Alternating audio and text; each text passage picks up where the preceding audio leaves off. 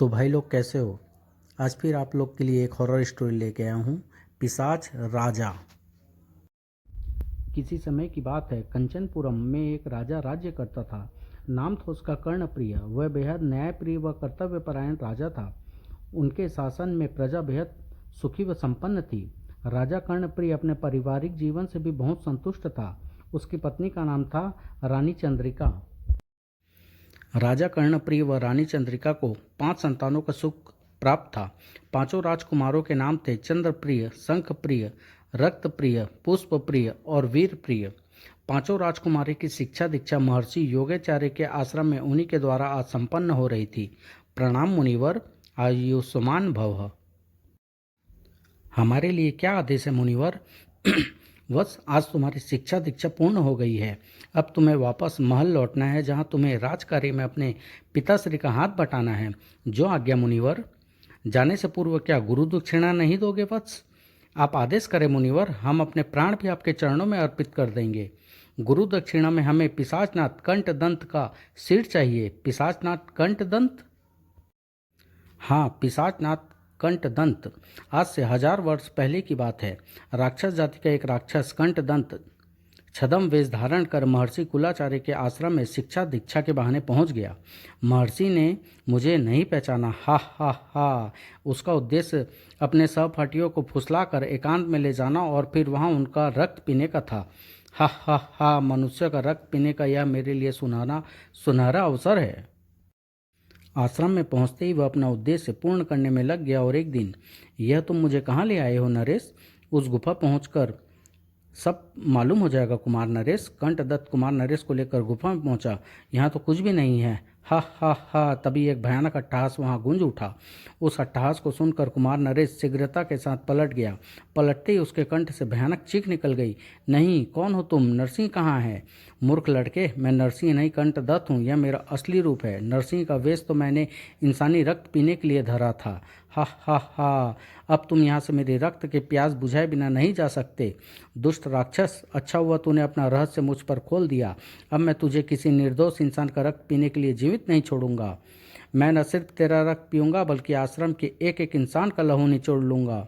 कुमार नरेश अचानक तलवार निकालकर कंठदत्त पर टूट पड़ा। मरने के लिए तैयार हो जा रक्त पिपासु राक्षस। कुमार नरेश ने तलवार का भरपूर वार राक्षस कंठदंत की एक बाजू पर कर दिया। खचाक। मगर कंठदंत की कटी हुई बाजू जमीन पर नहीं गिरी।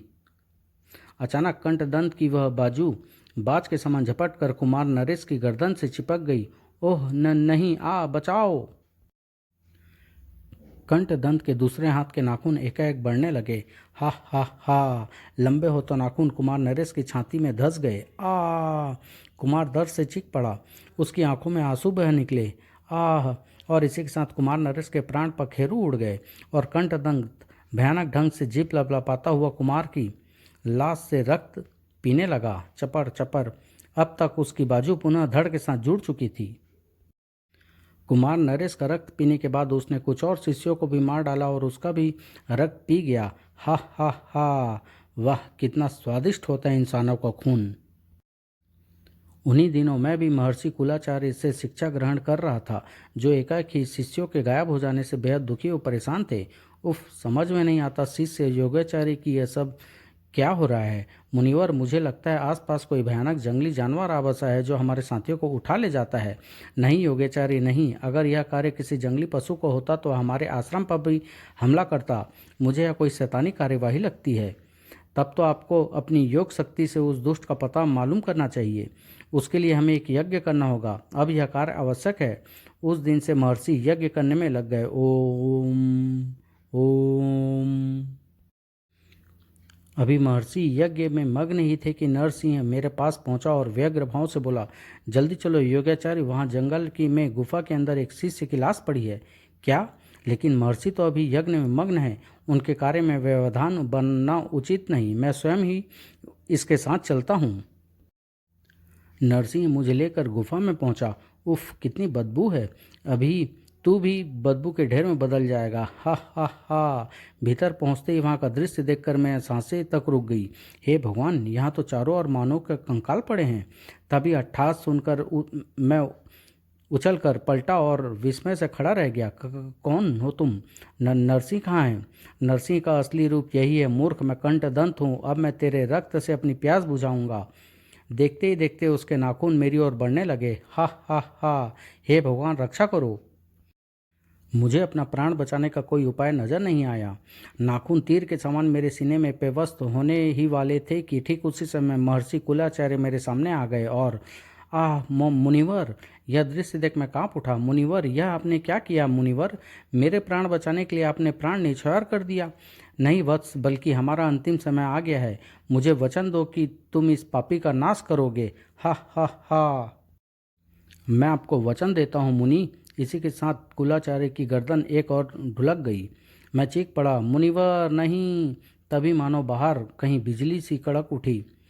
गुफा में मानो भूकंप सा आ गया। ओह! तभी एक स्वर वहां गूंज उठा, भागो शिष्य, निकल जाओ इस गुफा से, अब यह स्थान सुरक्षित नहीं। मुनिवर की वाणी। मुनिवर का आदेश पाकर मैं चीखता हुआ शीघ्रता से गुफा के द्वार की ओर भागा। मैं मुनिवर की मृत्यु का प्रतिशोध लूंगा कंठदंत, शीघ्र ही। हा हा हा। और वत्स, इस प्रकार सैकड़ों वर्ष बीत चुके हैं, लेकिन मैंने अभी तक मुनिवर का दिया वचन पूरा नहीं किया। इसका कारण मुनिवर, उसे समाप्त करने के लिए मैं जब भी कोई शक्ति यज्ञ आरंभ करता हूँ वह उसमें व्यवधान उत्पन्न कर देता है। लेकिन अब मैं यह कार्य तुम्हें सौंप रहा हूँ। तुम्हें पिशाचनाथ कंठदंत को मृत्यु के घाट उतारना है। बोलो, यह कार्य करोगे? गुरु दक्षिणा के रूप में हम आपको कंठदंत का सिर अवश्य भेंट करेंगे मुनिवर, लेकिन कहो वत्स, हम उसे ढूंढेंगे कहाँ? कंठदंत की शैतानी शक्तियाँ बड़ी कुशल है बेटे। जब तक वह सामने न हो उसे ढूंढना पहचानना बड़ा कठिन है, लेकिन अगर वह सामने है तो उसे पहचानना बहुत सरल है। उसके दांतों की बनावट कोई भी रूप बदलते समय कांटों जैसी नुकीली होगी। ओह, अब तुम जा सकते हो। नगर की सीमा पर तुम्हारे स्वागत की तैयारियां पूर्ण हो चुकी है। जो आज्ञा मुनिवर। पांचों राजकुमारों को पैदल ही नगर तक द्वार तक जाना था, अतः वे शीघ्र वहां पहुंचने को आतुर थे। माँ और पिताजी हमारा बेचैनी से इंतजार कर रहे होंगे। ठीक उसी समय कंठदंत फिसली निगाहों से उनकी ओर देखता हुआ सोच रहा था, हा हा हा, इससे पूर्व कि ये पांचों भाई महल पहुंचकर मेरी मौत का सामान तैयार करे, मैं स्वयं महल पहुंचकर। और फिर उस समय जब वे नगर से द्वार के कुछ ही दूर रह गए थे कि अचानक एक पेड़ चरमरा कर उस पर गिरने लगा। यह देखकर चंद्रप्रिय चिल्लाया, बचो भाइयों! ओह अरे! चर! धड़ाम! हे भगवान! तब तक चंद्रप्रिय एक साय को वहां से भागते हुए देख चुका था। उस साय को भागते देख राजकुमार उसके पीछे लपका। रुक जाओ, कौन हो तुम? अचानक ही वह साया वृक्षों के झुरमुट में जाकर गायब हो गया। कहाँ गया? कौन था वह? वह वापस लौटा। कौन था वह भैया? हमें समाप्त करने की साजिश शायद उसी ने रची थी। वह देखो, बस रस्सी की मदद से उसने यह पेड़ बांधा हुआ था। पेड़ की हद में आते ही उसने रस्सी छोड़कर पेड़ हम पर गिरा दिया। उसके बाद वे पुनः नगर की ओर चल पड़े। लेकिन वह कौन हो सकता है? अभी कुछ कहना मुश्किल है, लेकिन इस घटना का जिक्र अभी माँ और पिताजी से मत करना, वे परेशान होंगे। जी भैया। और फिर नगर द्वार पर उनका भव्य स्वागत किया गया। आहा, हमारे पुत्र कितने सुंदर दिखते हैं महाराज। आज इतने वर्षों बाद इनका घर लौटना कितना सुखद प्रतीत हो रहा है। राजकुमारों की जय। निकट पहुंचते ही राजा कर्णप्रिय और रानी चंद्रिका ने उन्हें अपने गले से लगा लिया। राजकुमारों की जय। राजा कर्णप्रिय जिंदाबाद, रानी चंद्रिका जिंदाबाद। प्रजा के उद्घोषों से वातावरण गूंज उठा। और उस समय जब युवराज के रूप में चंद्रप्रिय का तिलक आयोजन किया जा रहा था, आइए महाराज, युवराज के मस्तक पर तिलक लगाकर उन्हें आशीर्वाद दीजिए। ओह! लेकिन अभी महाराज कर्णप्रिय चंद्रप्रिय के निकट पहुंच भी ना पाए थे कि सर खट! ओह नहीं, तीर! जिधर से तीर छोड़ा गया था उधर देखते हुए अचानक राजा कर्णप्रिय चीख पड़े, सेनापति काली सिंह, पकड़ो उसे, वो बचना नहीं चाहिए। सैनिकों में अफरा तफरी मच गई। पकड़ो उसे, वह भागने ना पाए। महल को चारों ओर से घेर लो। जिस समय सैनिक मुख्य द्वार पार कर रहे थे, महल की ऊंची छत से वह साया नीचे छलांग लगा चुका था। वह रहा, पकड़ो! सैनिक उसके पीछे लपके। उफ, वह भाग रहा है। घुड़सवार सैनिकों को बुलाओ। जब तक घुड़सवार सैनिक वहां पहुंचे, साया वहां से गायब हो चुका था। अब हम महाराज को क्या जवाब देंगे? कमबख्तों! एक व्यक्ति हमारी आंखों में धूल झोंक कर फरार हो गया। फिर सेनापति के आदेश पर सैनिक वापस लौट पड़े। उधर सभी राजकुमारों को सुरक्षित महल पहुंचा दिया गया। राजा कर्णप्रिय इस घटना से क्रोधित हो उठे। महामंत्री सूर्यराज, हम हर सूरत में उस व्यक्ति को हिरासत में देखना चाहते हैं जिसने कुमार पर प्राणघातक आक्रमण किया। सेनापति उसके पीछे गए हैं महाराज। मुझे उम्मीद है कि क्षमा कीजिए महाराज, वह रहस्यमय इंसान हमारे हाथ नहीं आ सका। क्या? फिर उस दिन के बाद उस रहस्यमय इंसान की बहुत तलाश की गई, किंतु वह कहीं दिखाई न पड़ा। इधर पांचों राजकुमार इस घटना से विचलित हो उठे। भैया, यह दूसरा आक्रमण है, कोई हमारे प्राणों के पीछे हाथ धोकर पड़ा है। क्या अब हमें पिताजी को राह वाली घटना के विषय में नहीं बता देना चाहिए? अभी वह समय नहीं आया है। शंखप्रिय भैया, कहीं यह सब कंठदन तो नहीं कर रहा? मुझे भी ऐसा ही लगता है। हमें शीघ्र ही उसकी तलाश आरंभ कर देनी चाहिए भैया। उफ, कुछ समझ में नहीं आ रहा कि क्या करें और क्या ना करें। कल प्रातः ही हम यह निर्णय लेंगे कि उस रहस्यमय इंसान और कंठदंत की तलाश कैसे और कहाँ की जाए। हाँ, अब हमें सावधान अवश्य रहना चाहिए। उसके बाद पांचों अपने कक्ष में चले गए। आधी रात के पश्चात अचानक सबसे छोटे राजकुमार वीरप्रिय की नींद टूट गई। खट खट खट। इस समय कौन हो सकता है? कौन है बाहर? हम, तुम्हारे पिताश्री। ओह, लेकिन इतनी रात गए? द्वार खोलते ही राजा कर्णप्रिय ने भीतर आकर दरवाजा भीतर से बंद कर लिया। पिताश्री, आप इतनी रात गए? सब कुशल तो है ना? अभी तक सब कुशल है राजकुमार। हमें प्यास लगी थी, इसलिए हम तुम्हारे पास चले आए। मैं अभी आपके लिए शीतल जल लाता हूँ। नहीं राजकुमार, यह प्यास किसी जल से नहीं मिटेगी। राजा कर्ण सिंह का स्वर परिवर्तन महसूस करते ही राजकुमार वीर प्रिय उछलकर पलट गया और उसके नेत्र हैरत से फैलते चले गए। कौन हो तुम? नहीं, तुम पिशाचनाथ कंठदंत। ओह, तुम्हारे दांत, तुम कंठदंत ही हो। हा हा हा हा। ठीक पहचाना तुमने मुझे। महर्षि योगाचार्य ने तुम्हें मुझे मौत के घाट उतारने का कार्य सौंपा है, लेकिन मौत तुम्हारी मेरे हाथों होगी। नहीं कंठदंत, मैं दिव्यास्त्र से तुम्हारी बोटी बोटी कर दूंगा। परंतु इसके पूर्व कि वह दिव्यास्त्र तक पहुंच भी पाता, कंठदंत के नाखून उसकी गर्दन में धंस गए। राजकुमार के तड़प कर जमीन पर गिरते ही कंठदंत उसका रक्त पीने लगा। अगले दिन वीरप्रिय का मृत्यु का पता चलते ही महल में कोहराम मच गया। छोटे कुमार वीरप्रिय का खून हो गया। क्या? छोटे कुमार का खून? छोटे कुमार का खून हो गया? खबर सुनते ही महामंत्री सूर्यराज सख्ते में आ गए। महामंत्री जी, छोटे कुमार वीरप्रिय का खून हो गया। मैं अपनी आंखों से उसकी लाश। हे भगवान, यह क्या हो गया? आग की तरह यह समाचार पूरे महल में फैल गया। रानी चंद्रिका मानो पागल सी हो उठी जब स्वयं महामंत्री ने उन्हें यह दुखद समाचार दिया। नहीं नहीं नहीं, कह दो यह समाचार झूठा है। नहीं, मेरा वीरप्रिय हमें छोड़कर नहीं जा सकता, कभी नहीं। चारों भाई हतप्रभ हो उठे। नहीं, यह नहीं हो सकता। वीरप्रिय इस प्रकार नहीं जा सकता। उफ, आखिर वह हत्यारा अपने मकसद में कामयाब हो ही गया। मैं उस हत्यारे को पाताल से भी ढूंढ निकालूंगा। फिर सभी घटना स्थल पर एकत्रित हो गए। आह मेरे बच्चे, यह क्या हो गया? मैं हत्यारों को जीवित नहीं छोड़ूंगा। यह माला अवश्य हत्यारे की होगी। सेनापति उसके निकट पहुंचकर सरगोशी कर उठा। यह गले का हार तो यह हार किसके गले का है सेनापति? वह किंतु सेनापति से पूर्व महाराज उस हार को पहचान कर कह उठे, यह हार तो महामंत्री सूर्य राज का है। क्या? ठीक उसी क्षण महामंत्री ने घबराए हुए वहां प्रवेश किया। रक्तप्रिय तुरंत उसके निकट पहुंचकर कठोर स्वर में बोला, महामंत्री जी, आपका यह हार इस कक्ष में कैसे पहुंच गया? मेरा हार? ओह हाँ, यह मेरा हार है जो कल शाम चोरी हो गया था। ओह। दुर्घटना के अगले दिन। आओ सेनापति काली सिंह, मुझे आपसे एक आवश्यक बात करनी है। युवराज, अवश्य कहिए। कल राजकुमार वीरप्रिय के कक्ष में महामंत्री के हार मिलने का मैं एक छोटी घटना नहीं मानता। हो सकता है अपने पुत्र के मृत्यु का प्रतिशोध लेने के लिए महामंत्री ने ही कुमार को मार डाला हो। पुत्र की मृत्यु का प्रतिशोध? जी हाँ युवराज, आज से 2 माह पूर्व महामंत्री का पुत्र संकट सिंह दुश्मनों को भेद देता हुआ रंगे हाथों पकड़ा गया था। राजद्रोह के आरोप में महाराज ने उसे मृत्यु दंड दिया। हमारा फैसला अटल है। देशद्रोही को केवल मौत ही सजा है। लेकिन महाराज, हम आपके पुत्र को बचाने के लिए कुछ नहीं कर सकते। इस प्रकार संकट सिंह को फांसी पर लटका दिया गया। आपने यह समाचार हमें देकर बहुत अच्छा किया सेनापति। अब हम महामंत्री को बचने का अवसर नहीं देंगे। सेनापति चला गया। महामंत्री पर नजर रखनी होगी। उसी रात पुष्पप्रिय के कक्ष के बाहर, दरवाजा खोलो बेटे, तुमसे एक आवश्यक कार्य है। पिताजी, आप इस समय? कैसा कार्य है? भीतर चलो, बताते हैं। द्वार बंद करने के पश्चात, मुझे प्यास लगी थी बेटे, इसलिए मैं तुम्हारे पास आया हूँ। ओह, मैं अभी आपके लिए जल लेकर आता हूँ।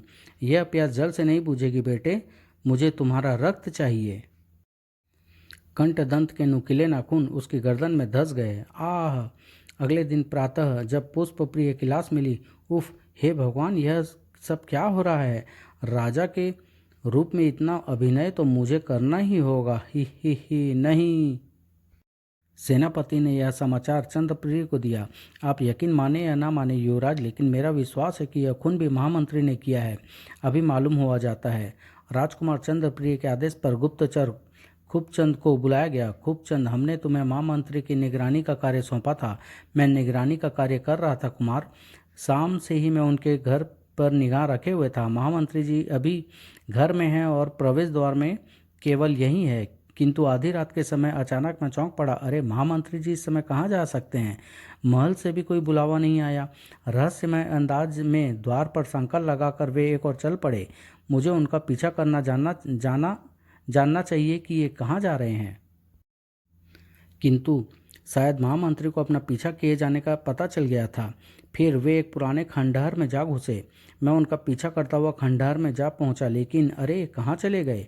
महामंत्री जी अभी तो यहीं थे। मैंने खंडहर का चप्पा चप्पा छान मारा, लेकिन मुख्यमंत्री जी मुझे कहीं दिखाई नहीं पड़े। ओह, शायद महामंत्री जी मेरी आंखों को धोखा देकर निकल गए हैं। इतना सुनते ही सेनापति काली सिंह क्रोधित स्वर में चिल्लाया, देखा युवराज, मैं न कहता था कि यह करतूत महामंत्री की है। महामंत्री जी को कहीं से भी ढूंढकर हमारे सामने पेश करो। गुप्तचर, जो आज्ञा युवराज। लेकिन बहुत खोज करने के पश्चात भी महामंत्री सूर्यराज कहीं नहीं मिले। अंततः गुप्तचर को कहना पड़ा, क्षमा कीजिए युवराज, महामंत्री जी का कहीं कुछ पता नहीं चला। क्या? हम कुछ नहीं सुनना चाहते। नगर का चप्पा चप्पा छान मारो, मगर महामंत्री जी को पेश करो। गुप्तचर के जाने के पश्चात देखा युवराज, अब तो मेरा संदेह महामंत्री पर गहरा होता जा रहा है। उस रात संपूर्ण राजमहल पर कड़ा पहरा बिता दिया गया, विशेष रूप से सभी राजकुमारों के कक्ष पर। मगर आधी रात के वक्त जब राजा कर्णप्रिय रक्त प्रिय के कक्ष के बाहर पहुंचे, अरे महाराज आप? हाँ, हम यह कहने आए हैं कि हत्यारा पकड़ा गया है। अब पहरे की कोई आवश्यकता नहीं, तुम दोनों जाओ। हम अपने पुत्र को यह बात स्वयं बताना चाहते हैं। जो आज्ञा महाराज। खटखट। पहरेदार चले गए। उधर राजकुमार चंद्रप्रिय की आंखों से नींद कोसों दूर थी। न जाने इस महल पर कैसी मुसीबत टूट पड़ी है, न जाने आज रात क्या होने वाला है। मुझे चलकर अपने दोनों भाइयों की सुरक्षा व्यवस्था पर एक नज़र डालनी चाहिए। ठीक उसी पल संपूर्ण महल एक तेज चीख से गूंज उठा। राजकुमार रक्तप्रिय की चीख का स्वर। चंद्रप्रिय के शरीर में मानो विद्युत भर गई। तूफान की तरह वह रक्तप्रिय के कक्ष की ओर भागा। रक्तप्रिय के प्राण संकट में हैं। और तभी वह किसी से टकरा गया। ओह, आह! महामंत्री सूर्यराज को पहचानते ही राजकुमार चंद्रप्रिय का जिस्म उत्तेजना से कांपने लगा। उसने झपट कर महामंत्री को पकड़ लिया, फिर चिल्लाया, तुम महामंत्री सूर्यराज? मुझे तुम्हारी ही तलाश थी। मगर कुमार, मेरी बात तो। अचानक चंद्रप्रिय महामंत्री के कपड़ों पर रक्त देखकर उछल पड़ता हुआ बोला, यह रक्त? ओह समझा कमीने इंसान, प्रतिशोध में अंधा होकर तूने रक्त प्रिय का भी शायद खून कर दिया है। कुमार, ओह तुम, मैं तुझे जीवित नहीं छोड़ूंगा। आज रंगे हाथों पकड़ा गया है तू। धड़ाक। उफ कहने के साथ चंद्रप्रिय ने घूंसा महामंत्री के चेहरे पर जड़ दिया। चंद्रप्रिय पागलों के समान उसे मारता चला गया। उफ, मेरी बात। आह! तभी राजा कर्णप्रिय, रानी चंद्रिका सहित सेनापति काली सिंह तथा शंख प्रिय भी वहां आ पहुंचे। यह सब क्या हो रहा है? ओह, तुम महामंत्री, तुम्हारी तो हमें तलाश थी। यह हत्यारा है पिताजी। इसने रक्त प्रिय का भी खून नहीं, यह झूठ है, यह सच है। कुमार के कक्ष से हमें उसकी लाश ही मिलेगी। मैं जानता हूँ। कुमार का कक्ष खोल कर देखना होगा। भीतर का दृश्य देखते ही सब सन्नाटे में आ गए। रक्त प्रिय, मेरे लाल, यह हत्यारा है पिताजी। इसे तुरंत फांसी पर लटका दीजिए। होश से काम लो कुमार। हमारे पास इस बात का कोई प्रमाण नहीं है कि यह खून महामंत्री ने किया है। प्रमाण है सेनापति जी, यह वह माला जो वीरप्रिय के कक्ष से मिली, और इससे पूछिए कि उस रात यह कहाँ गया था जिस रात पुष्प प्रिय का खून हुआ। बताइए महामंत्री। कुमार चंद्र प्रिय के प्रश्न का उत्तर दीजिए। मैं वो क्षमा कीजिए महाराज, मैं इस प्रश्न का उत्तर इस समय नहीं दे सकता। ओह, यह जानते हुए कि आपको कातिल समझा जा रहा है। जी महाराज। यह सुनते ही राजा कर्णप्रिय ने आदेश दिया, महामंत्री को हिरासत में ले लिया जाए। ओह, सैनिक महामंत्री को ले गए। अपने पुत्र की मृत्यु का बदला लेने के लिए यह शंखप्रिय व चंद्रप्रिय को मारने की चेष्टा करता। महाराज, शुक्र है कि यह समय रहते पकड़ा गया। ओह, हमें यह नहीं मालूम था कि महामंत्री अपने पुत्र की मृत्यु का बदला इस प्रकार हमारे पुत्रों को निर्मम हत्या करके लेगा। कातिल के रूप में महामंत्री के पकड़े जाते ही पहरे में ढील दे दी गई। उसी रात शंखप्रिय के कक्ष के बाहर मुझे मौत की नींद सुलाने का संकल्प करके आए थे योगाचार्य से। हा हा हा, अब केवल 2 बचे हैं जिनमें से शंखप्रिय का रक्त मैं आज पीऊँगा। हा हा हा। अचानक शंखप्रिय की नींद टूट गई। खटखट, कौन है बाहर? हम हैं, तुम्हारे पिता। द्वार खोलो बेटे। ओह, द्वार खोलते ही हमें प्यास लगी है बेटे। क्या प्यास नहीं बुझाओगे? अवश्य। पिताजी को जल के लिए यहाँ आने की क्या आवश्यकता थी? जल तो यह सोचकर वह पलटा ही था कि एक पंजा उसके चेहरे पर आ चिपका। ओफ! हा हा हा। पिशाच कंठदंत ने अपने नुकीले दांत कुमार की गर्दन में गड़ा दिए। हा हा हा हा, मेरी प्यास तेरे खून से बुझेगी मूर्ख। और वह रक्त पीने लगा। रक्त पीने के बाद कुमार शंखप्रिय की लाश को उसने फर्श पर पटक दिया।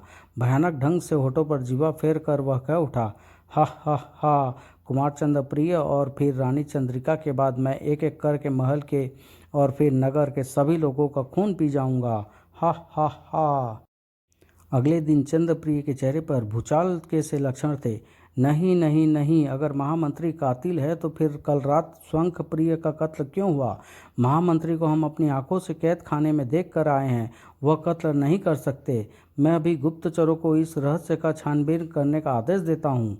उसी रात, दरवाज़ा खोलो चंद्र बेटे, यह हम है तुम्हारे पिताजी इस वक्त। मुझे प्यास लगी है बेटे, क्या तुम मेरी प्यास प्यास यह पिताजी को क्या हो गया? लेकिन पिताजी, जल तो आपके कक्ष में ही मिल जाता। जल तो मिल जाता परंतु रक्त नहीं मिलता जिसकी मुझे प्यास है। हा हा हा। सावधान चंद्रप्रिय, यह तुम्हारे पिता नहीं बल्कि पिशाचनाथ कंठदत्त है, तुम्हारे भाइयों का हत्यारा। पिशाचनाथ कंठदत्त? तभी द्वार पर महर्षि योगाचार्य दिखाई पड़े। मुनिवर, आप? समय नष्ट मत कर मूर्ख, यह ले, यह ब्रह्मास्त्र है जिसे दिन रात की तपस्या के पश्चात हासिल किया है मैंने। खत्म कर दो इस पिशाच को। चंद्रप्रिय ने फुर्ती के साथ ब्रह्मास्त्र पकड़ लिया। वह, मैं अब इस पिशाच को जीवित नहीं छोड़ूंगा। तभी कंठदत्त ने अपना एक खूनी पंजा बढ़ाकर महर्षि योगाचार्य की गर्दन जकड़ ली। आह, जल्दी करो शिष्य। कंठदंत का दूसरा हाथ चंद्रप्रिय की गर्दन की तरफ लपका, लेकिन चंद्रप्रिय को स्पर्श करते ही भीषण ज्वाला प्रकट हुई। भक्क, जल्दी करो बेटे। आह! चंद्रप्रिय ने देर न की और जय गुरुदेव। बिजलियां चमक उठी, धरती बुरी तरह डगमगा उठी, एक तेज चीख गूंज उठी। ब्रह्मास्त्र पिशाचनाथ कंठदंत के सीने में पेवस्त होता गया था। पकड़ ढीली होते ही योगाचार्य पिशाचनाथ से दूर हट गए। आह! पिशाचनाथ कंठदंत एक दर्दनाक चीख मारकर फर्श पर गिरा और शांत पड़ गया। यह मर चुका है, लेकिन अभी तुम उसके निकट मत जाना, उसके पाप उसके शरीर से कोढ़ के रूप में फूटेंगे। पिशाचनाथ कंठदंत की नाड़ियाँ फट गई और रक्त उसके शरीर से फूट निकला। देखते ही देखते पिशाचनाथ कंठदंत का शरीर बर्फ के समान पिघल गया। तब, आज मुझे तुम्हारी गुरु दक्षिणा भी मिल गई और मेरा गुरुदेव को दिया वचन भी पूरा हो गया। किंतु मुनिवर, आप यहाँ एकाएक कैसे पहुँचे? तुम्हारे आश्रम छोड़ते ही कंठदंत तुम्हारे पीछे लग गया और फिर तुमसे पहले ही महल में पहुँच गया। और उस समय जबकि महाराज कर्णप्रिय तुम्हारे स्वागत के लिए सीमा द्वार पर रथ द्वारा आ रहे थे, सारथी रथ को और तेज चलाओ, आज कितने वर्षों पश्चात हमारे पुत्र वापस लौट रहे हैं। जो हुक्म महाराज। कहने के साथ ही सारथी के रूप में बैठे कंठदत्त ने घोड़ों पर चाबुक बरसा दी। अरे सारथी, संभल कर, क्या कर रहे हो? सैनिक पीछे छूट गए। एक जगह पहुंचकर कंठदत्त ने रथ रोक दिया। रथ क्यों रोक दिया सारथी? तुम हमें यह कहाँ ले आए हो? हा हा हा। एकाएक कंठदंत पलट गया। उसकी भयानक सूरत देखते ही राजा कर्णप्रिय उछल पड़े। कौन हो तुम? पिशाचनाथ कंठदंत, बहुत प्यास लगी है मुझे, तुम्हारा रक्त पीना है मुझे। फिर इससे पूर्व कि राजा अपनी तलवार निकाल पाते, कंठदंत राजा का रक्त पीने लगा और फिर पिशाचनाथ राजा के रूप में तुम्हारे चारों भाइयों का खून किया। इस बीच मुझे शक्ति यज्ञ करने का अवसर मिल गया, जिससे कि मैंने ब्रह्मास्त्र प्राप्त किया और फिर छिपकर यहाँ महल में पहुँचा तो अचानक मैंने पिशाच राजा को तुम्हारे कक्ष में जाते हुए देखा। ओह, लेकिन अगर यह सारी हत्याएं पिशाचनाथ ने की है तो फिर महामंत्री उस रात खंडहर में क्या कर रहे थे? कुछ गड़बड़ है मुनिवर। असली हत्यारा मारा जा चुका है। महामंत्री जी, हम आपसे क्षमा मांगने आए हैं। हम आपको गलत समझा। जो हो गया उसे भूल जाओ बेटे, और अब महल में होने वाला है उसे रोको। मैं कुछ समझा नहीं महामंत्री जी। सेनापति काली सिंह महल में तख्ता पलटने का षड्यंत्र रच रहा है। क्या तुम जानना चाहते थे ना कि मैं पुष्पप्रिय की हत्या वाली रात खंडहर में क्या करने गया था? तो सुनो, मुझे सेनापति काली सिंह के षड्यंत्र का पता चल चुका था। हा हा हा। अब हमें उन राजकुमारों का खून बहाने की आवश्यकता नहीं रही दिलावर सिंह। तुमने 2 बार राजकुमारों पर आक्रमण किया, लेकिन वे हर बार बच गए। लेकिन इस बार वे शायद इस अज्ञात हत्यारे के हाथों नहीं बचेंगे, और मैंने ऐसा इंतजाम भी कर दिया है कि महामंत्री भी हमारे रास्ते से हट जाएगा। अब मेरे लिए क्या आदेश है सेनापति उर्फ कंचनपुरम के भावी राजा? तुम फिलहाल खंडहर के इसी तहखाने में रहो। यहाँ तहखाने का किसी को पता नहीं है। अगर किसी कारणवश वह हत्यारा 5 राजकुमारों की हत्या करने में सफल नहीं होता, तो फिर तुम्हें वह कार्य करना होगा। फिर राजा कर्णप्रिय के मरते ही हम राजा घोषित कर दिए जाएंगे, समझे? ओह, तो यह चक्कर चलाया जा रहा है सेनापति काली सिंह। तो तुम महामंत्री सूर्यराज, इसका मतलब राजकुमारों पर पेड़ व तीर का आक्रमण तुमने करवाया, और राजकुमार वीरप्रिय के कक्ष में माला चुरा कर भी तुमने ही डाली थी, ताकि सभी मुझ पर शक करें। हा हा हा। अब तुम सब कुछ जान ही गए हो तो यहाँ से जीवित बचकर नहीं जा सकोगे। खनाक। ओह, दिलावर और सेनापति मुझ पर टूट पड़े। ओह, मार डालो दिलावर इसे। खच। आह, इस वार से तुरंत बेहोश हो गया। अब यह जगह सुरक्षित नहीं दिलावर, चलो यहाँ से निकल चलो। आह, वो मुझे मरा समझकर छोड़ आए थे, परंतु मैं न जाने कितने समय बेहोश रहने के पश्चात होश में आया। इस भयानक षड्यंत्र की सूचना महाराज को देनी होगी। मैं उस रात के समय छिपता हुआ महल पहुंचा तो अचानक महाराज को रक्तप्रिय के कक्ष में जाते देखा। ओह, मुझे महाराज का यहीं रुककर इंतजार करना होगा। तभी कक्ष में से एक चीख उभरी। आह! ठीक उसी पल मैंने एक भयानक आकृति को कक्ष से निकलते भागते हुए देखा। मैं सब कुछ आपको बताने के उद्देश्य से आपके कक्ष की ओर भागा, तभी आप मुझसे टकरा गए, और सेनापति के वहाँ उपस्थित होने के कारण मैं आपसे कुछ भी न कह सका, क्योंकि उस समय कोई भी मेरी बात का यकीन नहीं करता। और इस प्रकार पिशाच राजा के मृत्यु के साथ ही महल में पनप रहा षड्यंत्र विफल हो गया। सेनापति और दिलावर को गिरफ्तार कर लिया गया, और फिर धीरे धीरे शासन कार्य सामान्य होता चला गया। समाप्त।